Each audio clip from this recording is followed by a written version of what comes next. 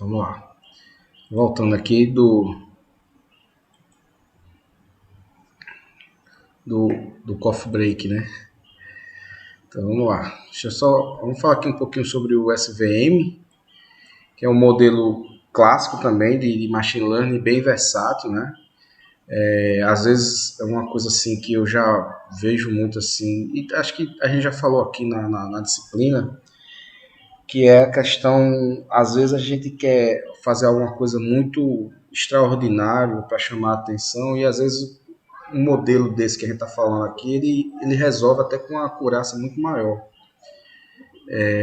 Então eu já vi um artigo onde o cara usa vários modelos, né, com Ensemble, e aí o que dá melhor resultado, isso já usando redes neurais, e o cara consegue um resultado melhor com o SVM, tá? Então, às vezes, não menospreze, porque às vezes a gente está aqui falando que é um modelo mais simples, né, que dá para explicar e entender, não é que você não vai usar, tá, no dia a dia. Talvez a primeira opção seriam esses mais simples, porque se der certo, né, para que complicar, tá? Então, aqui eu coloquei algumas informações interessantes, né? Então, ele foi desenvolvido, né, para resolver problema de reconhecimento de padrão, tá? O SVM. Se eu não me engano, acho que esse modelo é bem antigo também, e ele foi basicamente feito pelo pessoal da HP, né? Não sei se tu lembra, Fred, se eu estou confundindo aqui o modelo. E não, tô falando de outra coisa aqui, não, relaxa. A HP foi a turma do Foi DB-Scan, né? DBScan, a gente tava falando de DBScan, acabei misturando aqui. Beleza.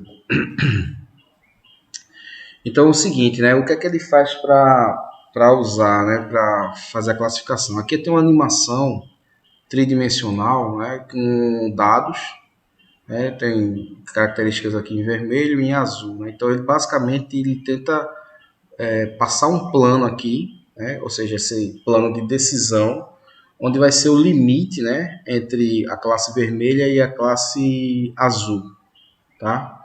E aí aqui eu vou tentar explicar um pouco qual é a ideia dele, né? A ideia dele também está muito a ver com as distâncias, tá? Você calcular as distâncias, seja euclidiana, enfim, dá para você tentar fazer a separação de uma categoria para outra, tá? E aí ele também é um modelo que serve tanto para classificação como para regressão, tá? Então ele é bem versátil.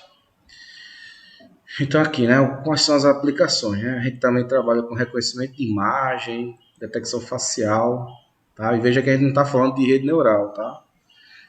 Categorização de texto, que são todas atividades, né?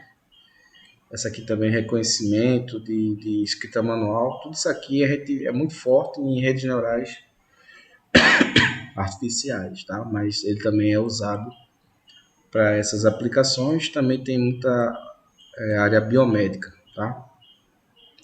E, claro, tem muita aplicação esse modelo, por isso que a gente está falando. Então, o que é que acontece, né?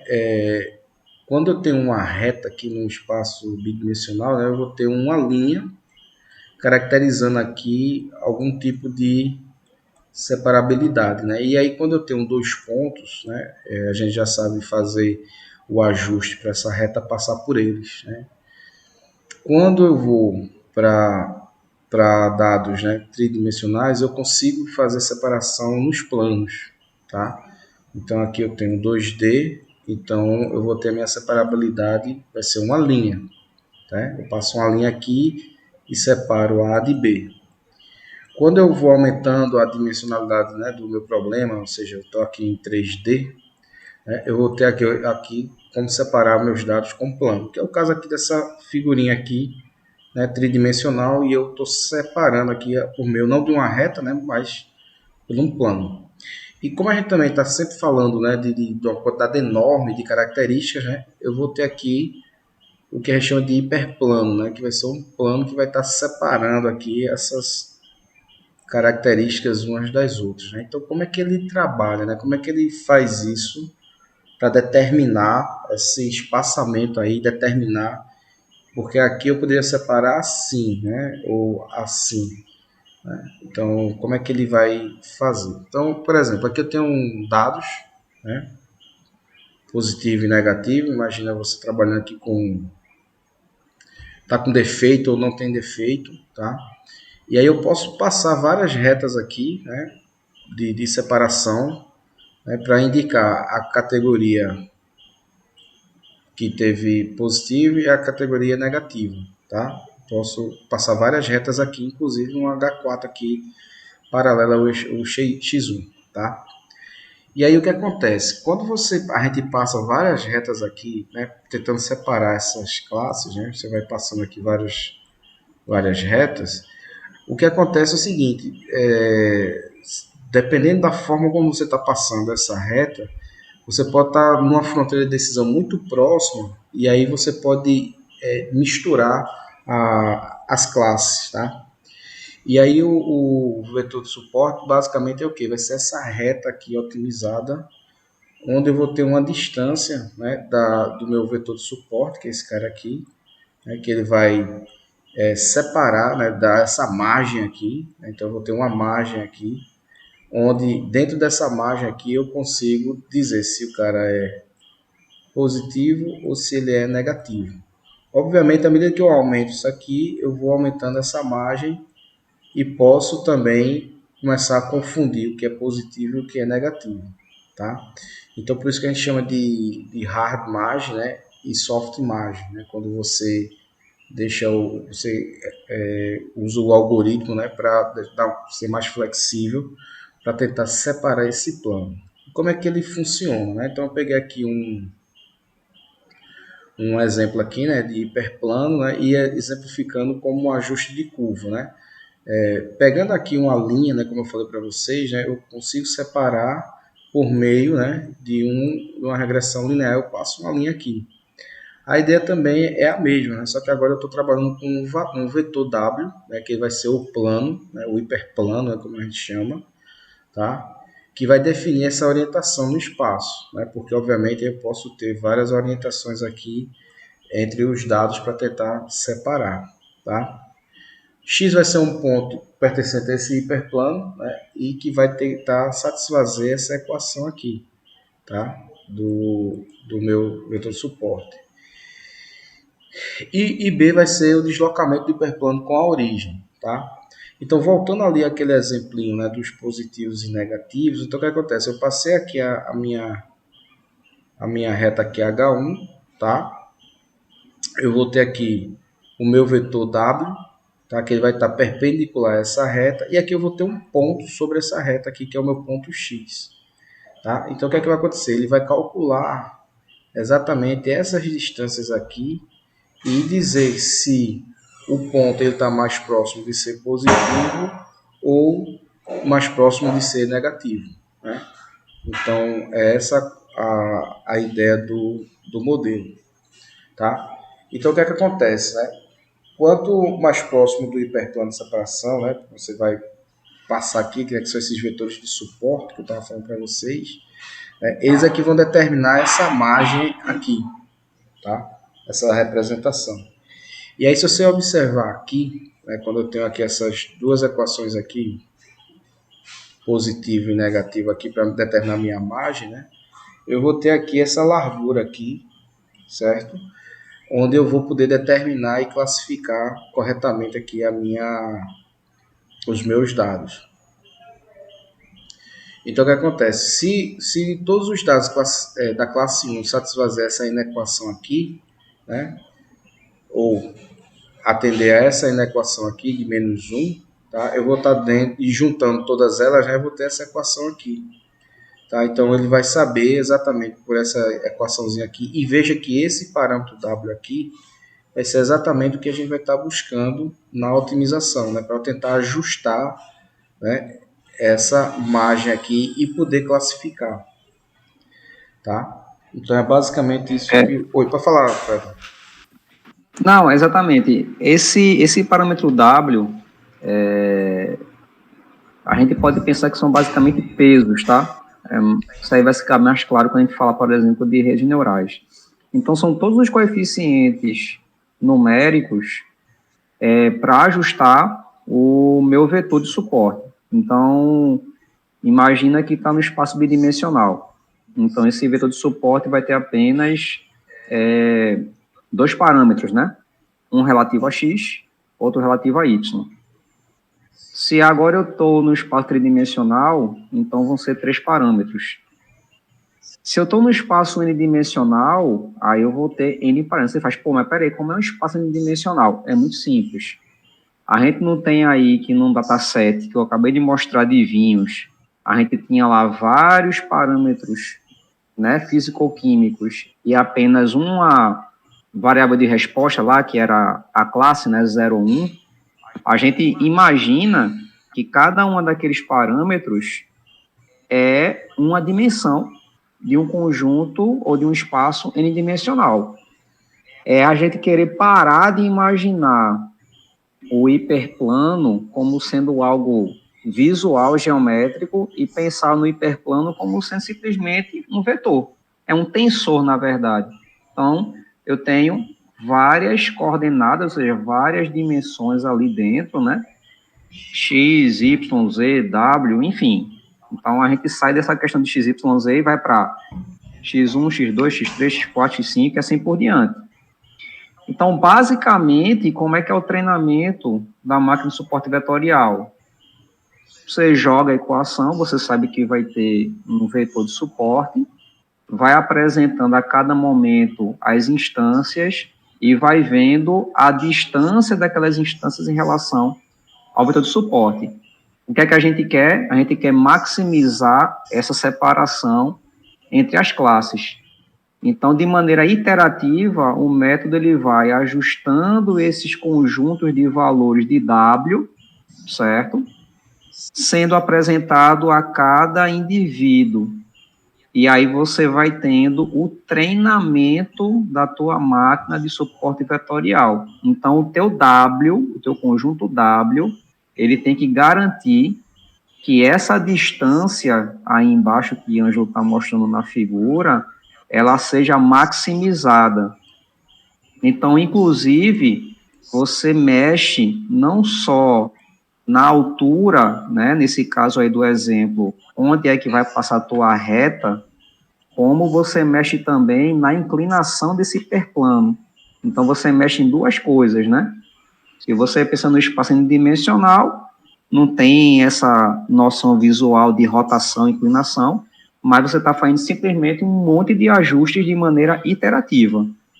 Quando tu chega numa condição ótima de separabilidade das tuas classes, dos teus indivíduos, isso vai refletir em quê? Numa menor taxa de erro de classificação, se for um problema de classificação, ou na menor taxa de erro médio quadrático ou erro médio absoluto, se for um problema de regressão, tá? E mais ainda, né? Você pode fazer o uso de vários SVMs a depender do teu problema. Tu pode combinar os SVMs e aí tu consegue separar, por exemplo, deixa eu mostrar aqui, Ângelo, rapidinho. Deixa eu só compartilhar a tela aqui. Deixa eu pegar um Jamboard aqui. Só para os meninos terem uma noção.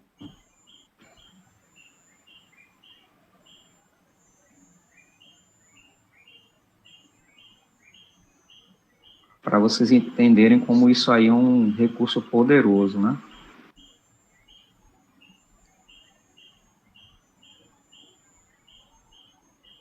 O que eu já está mostrando aí, ó, é um exemplo muito simples. Eu tenho aqui x e y, ou seja, eu tenho um espaço bidimensional, e aí eu vou ter um conjunto de indivíduos, por exemplo, indivíduos azuis aqui e indivíduos vermelhos aqui, certo? Só que imagina que para um dado problema, tu ainda vai ter isso aqui, ó, um pequeno conjunto de indivíduos vermelhos, por algum motivo eles estão aqui, e um outro pequeno conjunto de indivíduos azuis eles estão aqui. Como é que eu vou definir como uma única reta, ou único hiperplano, a separação dessas classes?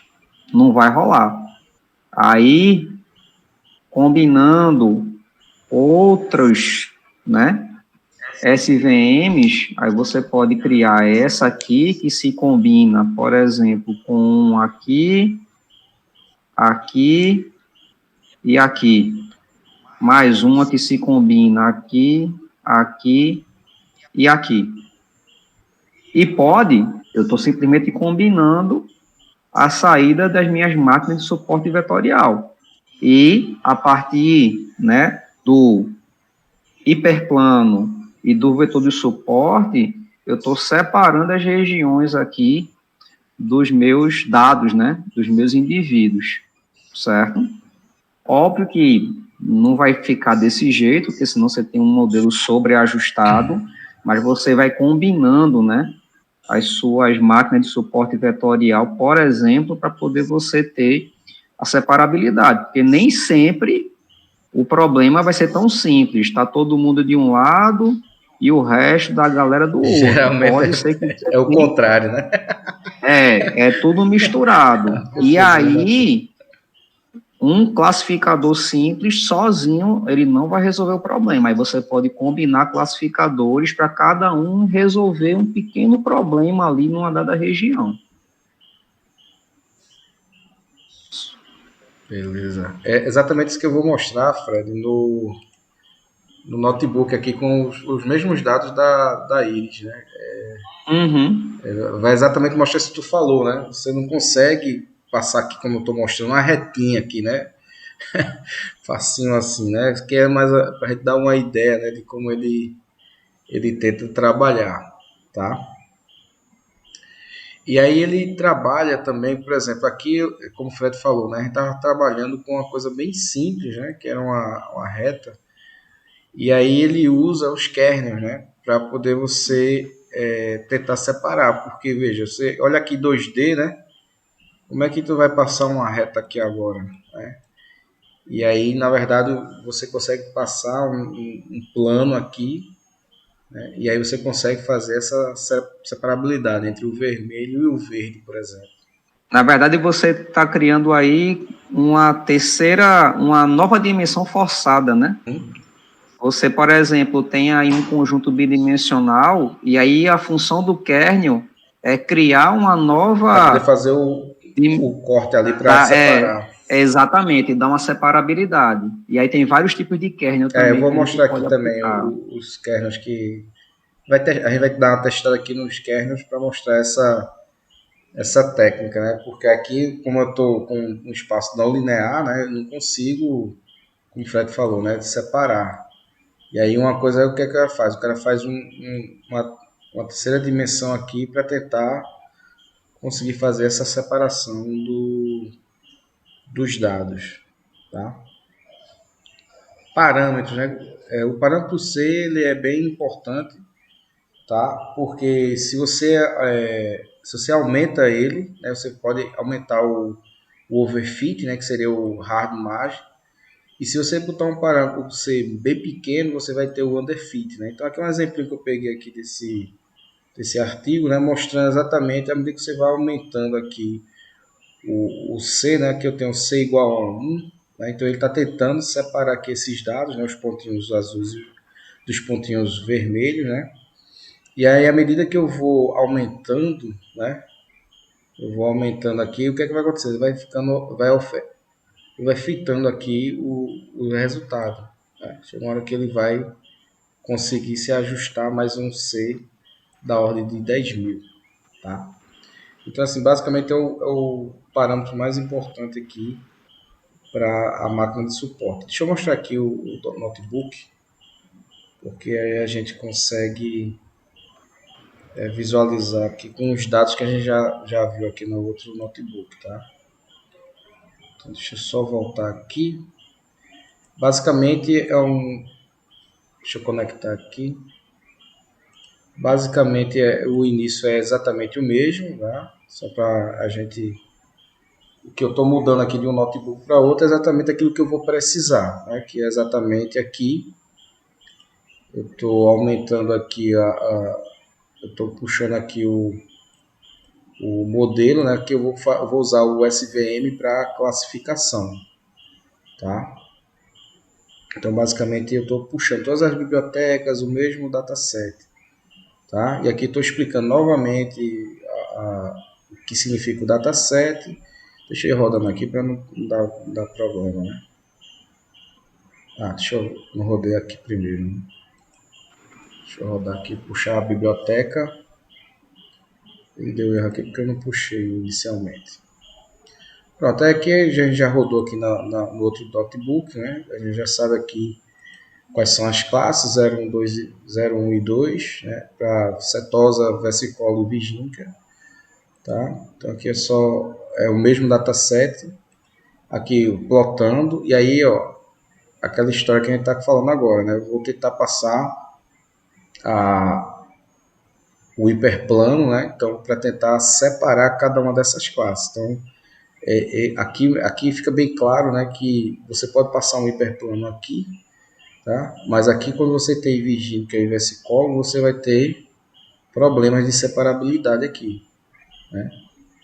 E aí, por isso que eu também usei aqui o mesmo, né? As outras duas dimensões, né? Aqui, basicamente, fica mais simples, né?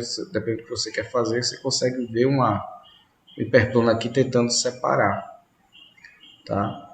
Então, aqui por isso que é bom usar esse dataset aqui, porque ele é simples, né? E a gente consegue ter alguma ideia do que é que cada modelo está fazendo, o que é que ele está tentando basicamente calcular, tá? Então, aqui eu vou puxar aqui o dataset, a gente também já fez isso, né? E aqui eu vou criar aqui um dataset, um x e y, só que aqui eu vou pegar só os dois primeiros parâmetros, né, de largura e comprimento da sépala, tá? Deixa eu rodar aqui, que não deu um erro aqui. Rodei. Não tinha rodado isso aqui, não. Deixa eu só conferir aqui que eu rodei tudo direitinho. Aqui rodei.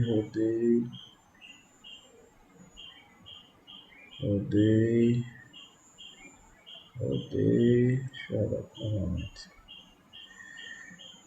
O X não está definido. Eu tinha colocado aqui, né?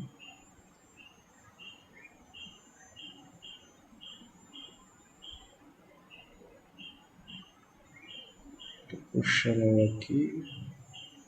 Deixa eu ver aqui, Ângelo. Dá uma olhada aqui. Acabei de rodar esse negócio, ele tá... Faz parte. Quem sabe passa vergonha ao vivo. Pois é, tinha rodado aqui, tava tudo no gatilho aqui para dar.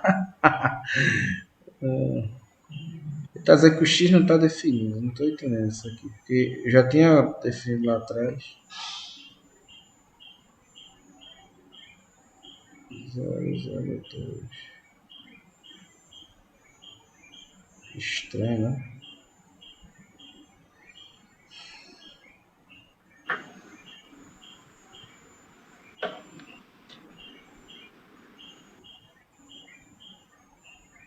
Mostra aí o describe aí em cima. Não, isso aí. Aqui eu puxei os dados, né? Faz assim, ó, porque tu tá puxando...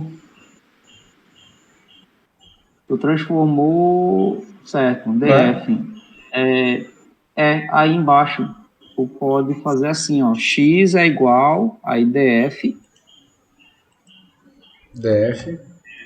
Iris, né, o teu dataset que tu criou. Não, underline, né, tu botou lá em cima underline Iris, não. Como é que tá o nome dele? É assim, isso, DF Iris. DF underline Iris. Isso, tira esse X daí. Deixa eu separar aqui, separar. Sobe aí um pouquinho a tela. Pronto, tu quer... Ia puxar o parâmetro 0 e 1, né, que é a largura e é o comprimento da sépala. Pronto, aí coloca entre colchetes, né? Aí outro colchetes. Aí você coloca o nome, né? Sepal length Isso, ó, já tá aí. É só dar o autocomplete, ó. Era o segundo lá. Apareceu aí no teu autocomplete. Pode escrever Sepal. Vai lá, P-A-L, espaço, length,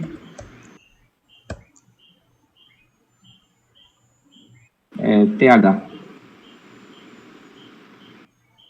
Copia aqui em cima, ó. Tá Peguei, vendo a peguei, tua tela peguei aí? já. Pronto. Acho que vai estar faltando o em centímetro, né? Porque o nome lá em cima está em centímetro. Espaço, em centímetro, vírgula. Não, dentro do segundo colchete, vírgula. E aí o segundo, né? Sepal width. Vai pegar comprimento e largura.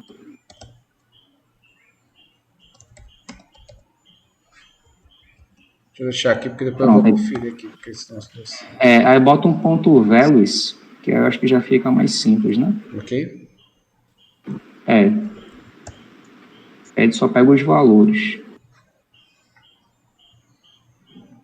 E o Y teu vai ser a classe, né? Então, DF Iris.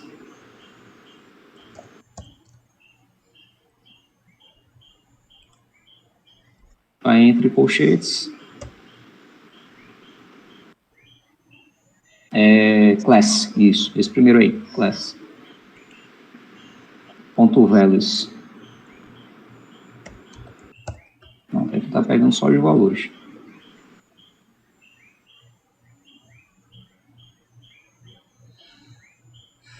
Eu vou conferir Você criou certinho. X e Y. Eu vou conferir essa indexação que eu fiz. Aqui eu, Uhum. aqui eu coloquei mais um textinho, né? Então aqui os três kernels que a gente estava falando, né? Eu fiz um algoritmo aqui para testar os três, tá? Linear, radial e polinomial, tá certo? Aqui é um pouquinho mais do hiperparâmetro C, tá? E aí a gente, como eu falei para vocês, né? A gente pode usar ele tanto para classificação como para regressão, certo? E aí se eu for usar para classificação, eu uso SVC. Tá? Aqui são os principais argumentos que a gente pode usar, o tipo de kernel, tá? O RBF é o padrão, tá certo? Se você não passar nenhum parâmetro para ele, ele vai puxar o RBF automático, tá? Se você usar ele como regressão, ele vai ser o linear SVR, tá? Se você for usar ele como regressão linear, também o RBF vai ser o padrão, né, o kernel padrão do modelo, tá? E aqui o que é que eu vou fazer, né? Aqui eu fiz um seguinte, eu estou fazendo um for aqui, né, onde a gente vai passar cada um dos kernels, tá? Ou seja, eu estou criando aqui o modelinho CLF, né? Estou passando aqui o SVC e ele vai substituindo, né? Ele vai rodar com o linear, depois com polo, depois com RBF, tá? Já coloquei aqui um C bem pequeno e o gama. Vou fazer o fit, né, do X e Y, tá? E aqui é a parte de plotar as figurinhas, tá bom? Acho que eu já rodei aqui, tá? E aqui mostra, por exemplo, aqui eu coloco já a acurácia. Vou nem rodar aqui para não travar. Depois eu rodo aqui, que já ficou rodado, né? Então aqui é mostrando o mesmo dataset, né, com os parâmetros dos dados, né, e mostrando aqui a acurácia usando o kernel linear, né, aqui está o hiperplano passando aqui e os vetores de suporte, tá? Depois eu usei o poly, veja que ele agora fez essa curva aqui para tentar separar os dados, né? E eu teve uma taxa de uma acurácia de 0,73.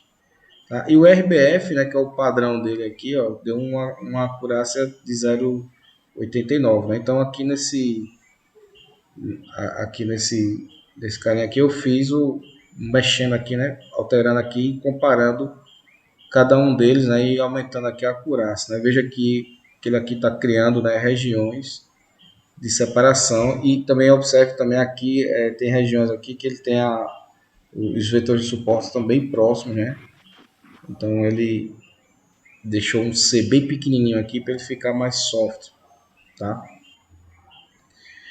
Depois que eu rodei aqui, né? Então fez aquele mesmo procedimento que o professor Fé tinha falado, para treinar fazer o split test, dividir a base de dados, tá? Fazer o standard scale, tá? Escalonar aqui e aqui estou colocando aqui aqui eu vou fazer aqui, eu posso mudar aqui, estou criando um outro CLF aqui, né? E aqui treinar o linear, o poly e o RBF, tá? Com esses parâmetros aqui e testar aqui, treinar e ver a acurácia, tá?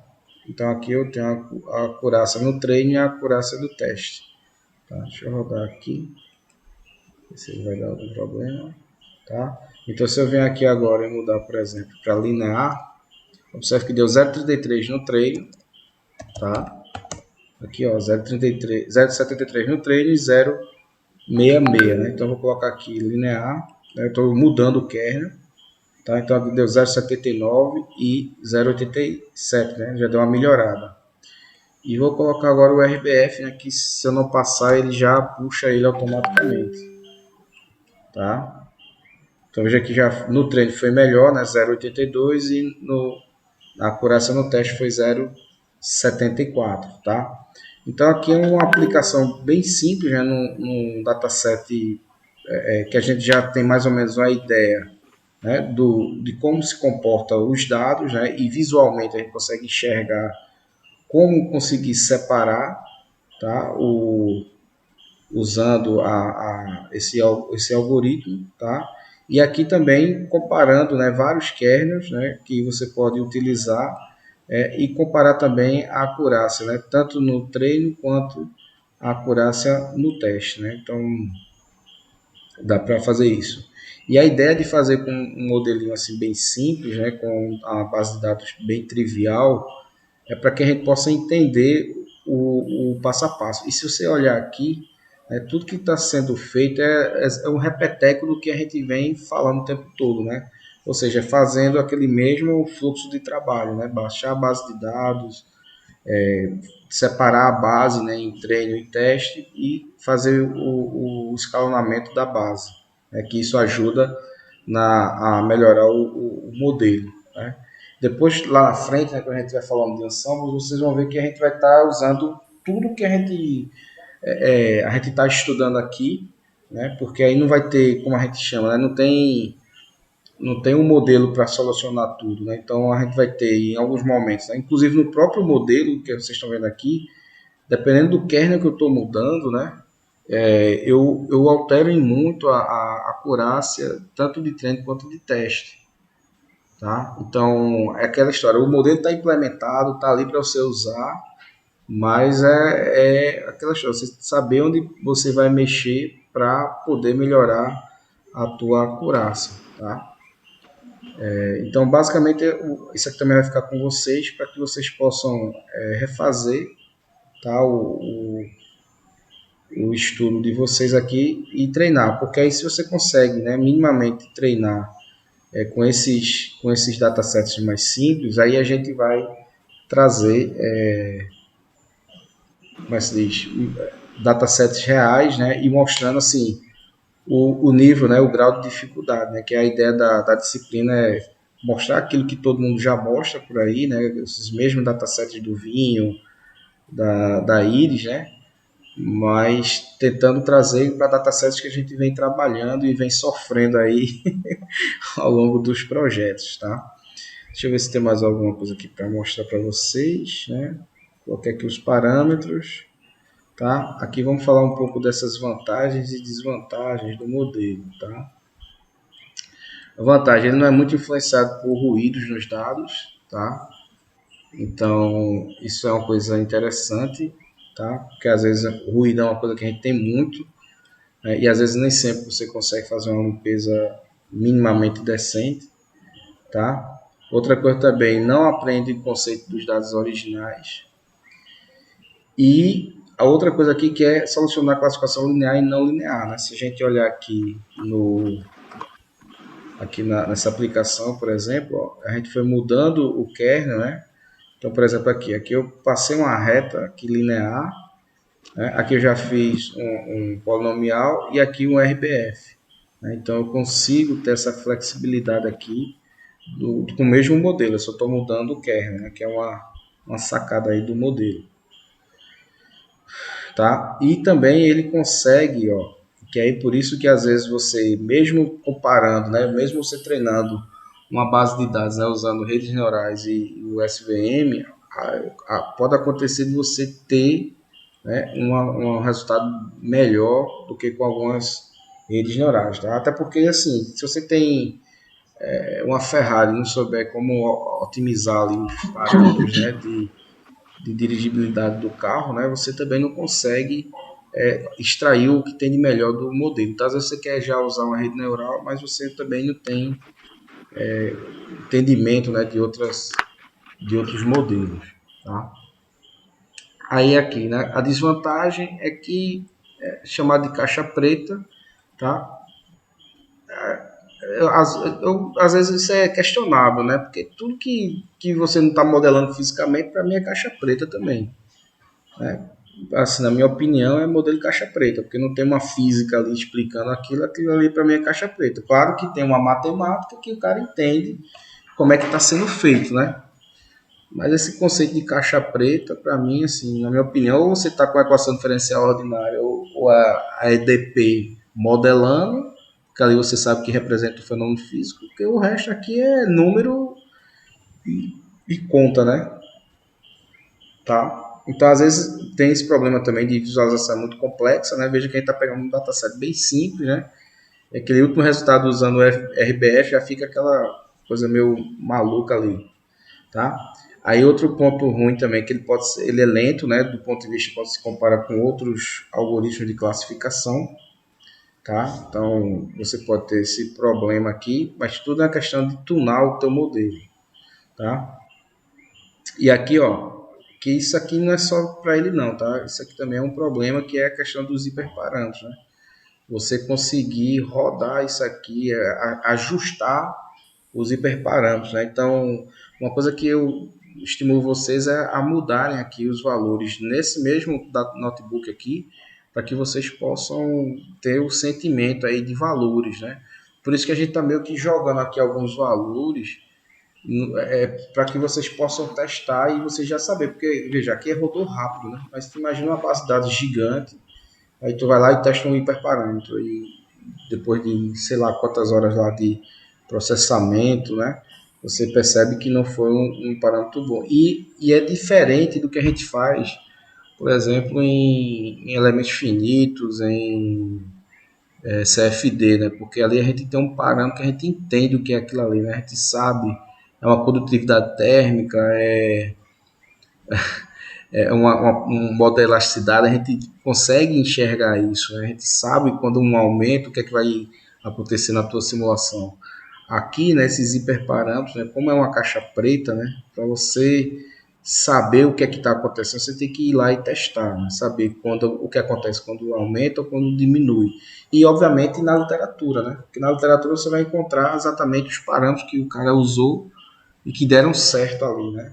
Por isso que aqui é um tutorial, você já está pegando parâmetros já maceteados, tá bom? E aí, assim, a gente vai estar postando o material para vocês. E aí, na próxima aula, a gente vai estar falando de aprendizado não supervisionado, tá? Ou seja, o paradigma do aprendizado não supervisionado. Então, até agora a gente viu os principais modelos, né? Se vocês forem na biblioteca, por exemplo, Scikit-learn, vocês vão ver que tem uma monstruosidade de modelos e modelos e mais hiperparâmetros para você tentar entender. Então, é sempre importante você já ir utilizando, se habituando a criar uma sequência de trabalho. Repete isso aqui que a gente fez, aproveita, pega outra base de dados e começa a treinar para gerar dúvida, né?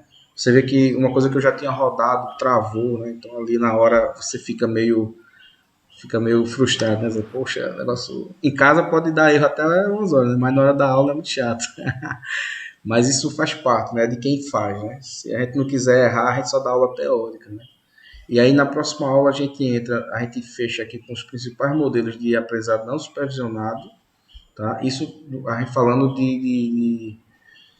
dos modelos mais clássicos, né? E depois a gente vai começar redes neurais. Lembrando que também dentro de redes neurais a gente vai ter o aprendizado supervisionado e não supervisionado. E todos os conceitos que a gente está usando até agora, a gente vai usar também, né? A gente está só somando a quantidade de conhecimento para chegar em redes neurais. Então, se você não entendeu como é que funciona o modelo linear, a otimização, o gradiente descendente, se você for diretamente estudar a rede neural, o deep learning, você também não vai entender, porque ele vai estar falando o tempo todo de softmax, função de ativação sigmoide, e você vai dizer, que danado é isso, né?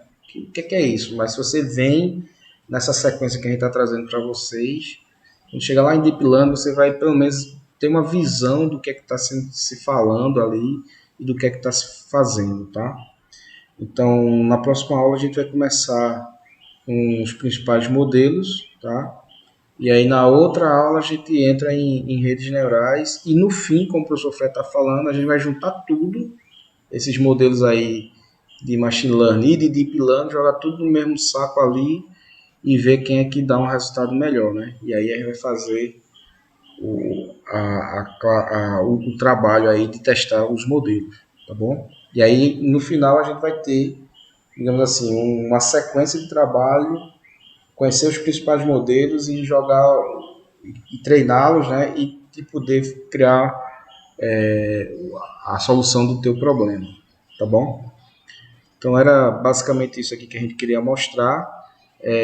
Na próxima aula a gente vai estar pegando a base de dados de aerogeradores também para mostrar aplicações do Camins e do DBScan, né? Mostrar uma aplicação prática, né? Que a gente teve a oportunidade de usar. E, enfim, é basicamente isso aí que a gente queria mostrar para vocês, tá? E aí, mais uma vez, né? A gente vai passar para vocês aqui os notebooks, né? A ideia é que vocês tentem compreender o que está sendo feito aqui e brincar também, tá? Mexer nos parâmetros e pegar esse mesmo notebook e agora quero ver se ele vai funcionar agora com outra base de dados. E aí você começa a tentar buscar aí o teu entendimento. É só assim que a gente consegue aprender e tendo problema, vai lá na internet, já tem muita coisa pronta, né? Então, é basicamente isso aí. Quer falar alguma coisa aí, Fred, para fechar aí o SVM? Não, tranquilo. A gente só vai começar na semana que vem essa parte do não supervisionado, e aí é interessante vocês prestarem atenção, porque, a depender do problema, a gente pode combinar as duas abordagens, para poder, inclusive, validar o tipo de análise que a gente está realizando. Por exemplo, a gente está vendo até agora problemas supervisionados. Então, previamente, eu já classifiquei, já rotulei as minhas classes, certo? Mediante, enfim, algum parâmetro, alguma informação que eu conheço dos dados. Quando a gente trabalha com o não supervisionado, eu estou entregando os dados às cegas para o meu modelo e ele, entre os tipos de informação que ele pode me dar, ele vai dizer, olha, pelo comportamento dos dados, eu estou gerando esses grupos aqui de indivíduos que são mais semelhantes entre si. E aí o que é interessante? A gente pode verificar se os grupos gerados por um modelo não supervisionado batem com os grupos gerados ou pela classificação, né, a partir dos dados rotulados. Em resumo, eu rotulei minha base de dados, botei para gerar os meus classificadores e a classificação está muito ruim, está péssima, está dando uma taxa de acerto baixíssima. Aí vem a pergunta, é o modelo de classificação que eu usei que não é adequado ao meu conjunto de dados, ou a minha rotulação está errada. Aí eu posso tentar fazer uma rotulação nos dados utilizando um modelo não supervisionado para ver se bate com a rotulação que eu tinha feito previamente, tá? É como se fosse uma rotulação imparcial, utilizando os modelos não supervisionados. Por que isso é importante a gente atentar? Porque muitas vezes a gente vai trabalhar no dia a dia com bases de dados rotuladas que a gente não sabe quem foi que rotulou e por que ele rotulou daquele jeito. Aí, às vezes, é bom utilizar um método não supervisionado para validar a rotulação. Aí, semana que vem, a gente pegando, inclusive, essas bases rotuladas, a gente vai verificar, usando o modelo não supervisionado, se a rotulação está adequada, está coerente. Beleza? Aí vocês já vão aí queimando um pouquinho os neurônios para poder, na semana que vem, prestar bem atenção nessa questão de usar os modelos não supervisionados, principalmente para reconhecimento de padrões e também para redução de dimensionalidade, que é uma outra aplicação muito importante de modelos não supervisionados. Beleza? Ok. Pronto, chefe. É isso aí. Pessoal, obrigado aí pela presença, pela paciência. Vamos pegar os notebooks aí e praticar, tá? Só aprende quem faz e só aprende quem apanha, né? Só passa vergonha quem tenta. Vocês pelo menos podem ficar em casa escondidinho, passando vergonha sozinho, A gente né? não. A gente aqui tem que se expor. Mas faz parte, né? Isso é normal. Beleza, gente? Obrigado aí. Bom final de semana para vocês e vamos estudar, hein? Valeu, pessoal. Tchau, tchau. Valeu, Fred. Valeu, Ângelo. Boa noite. Valeu, Obrigada, boa noite boa aí para noite. vocês. Tchau, tchau.